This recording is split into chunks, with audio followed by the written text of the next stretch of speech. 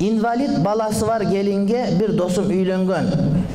Al oorukçan bala üçün mamleket tarafından berilgen пособие акчасын бардык үй бүлө мүчөлөрүнө иштетилсе болобу? Дегеле инвалидтерге берилген пособие кимге адал, кимге арам дейт. Пособие ошол баланын өз муктаждыгына болуш керек.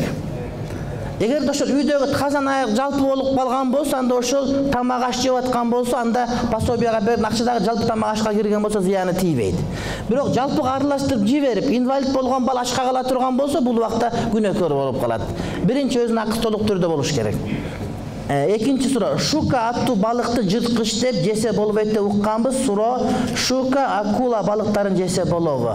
Балыктардын бардыгын жегенге болот, китке чейин. Сахабалардын риваятында, ошол пайгамбардын доорунда киттин этин жегенбизде айтылган риваяттар бар. Балыктын бардыгын жесе болот. Деңиз жаныбарлары.